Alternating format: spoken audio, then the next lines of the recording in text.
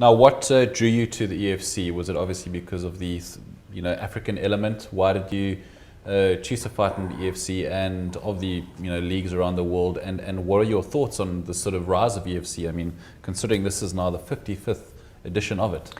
Yeah, I mean, when EFC started, I was still based in Hong Kong at the time, and they started out on TV, and I saw them, gaining traction, in South Africa, getting more sponsors and signing more guys, and it was a very well produced show. The productions of international quality, and when they opened up a bantamweight division, that's when I got in touch with them, and the sport is booming in South Africa and on a global level. It's definitely becoming more mainstream, and people are starting to understand it, more. Whereas before, there was a bit of a couple of misconceptions about there's no rules and it's barbaric, but now people are starting to understand it and appreciate the finer details of the sport, and I feel that it was a good decision for me. I get to come back to South Africa. I get to see my family compete in front of my home crowd, because my whole career I spent, abroad in Asia. So it's nice for me to come back to South Africa and fight here for people that are supporting me.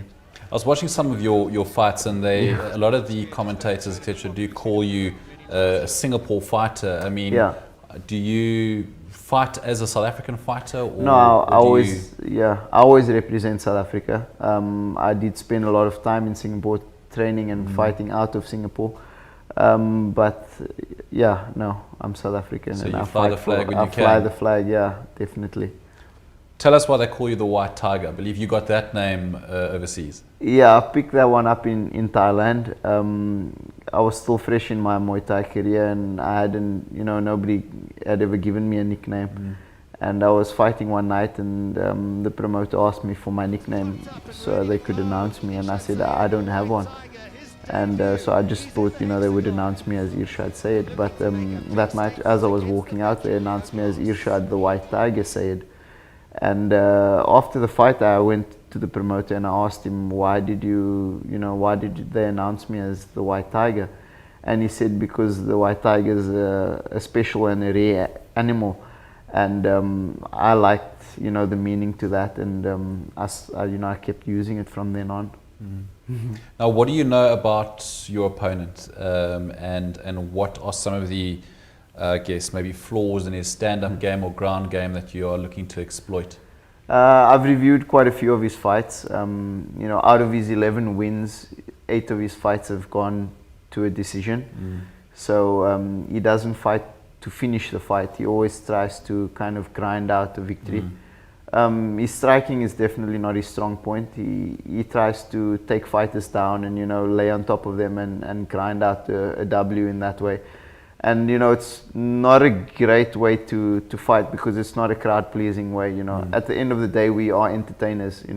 People come there to watch us fight. And you have to entertain the crowd, and I feel that his fights are quite boring. I always come to fight. My goal is always to finish the fight, So I have an aggressive style, but controlled at the same time. I like to call it, controlled aggression is what it is. And I definitely feel that I can keep the fight on my feet where I want it to be. And I think I have a better gas tank. Towards the end of the fight, I feel he will slow down, and that's when I will start to up the pace and look to finish the fight. Okay. So, for the betting people out there, why should they put their money on you? Because it's... considering you guys both have great records going into this fight. Look, we both have similar records when it comes to MMA, but people tend to forget that I had close to 50 professional kickboxing fights. So in terms of competition experience, I'm very comfortable when I get into a high pressure situation. If you look at the statistics, if you look at where I fought and who I fought and my experience on the international stage, you'd be silly to bet against me, because you're going to lose your money.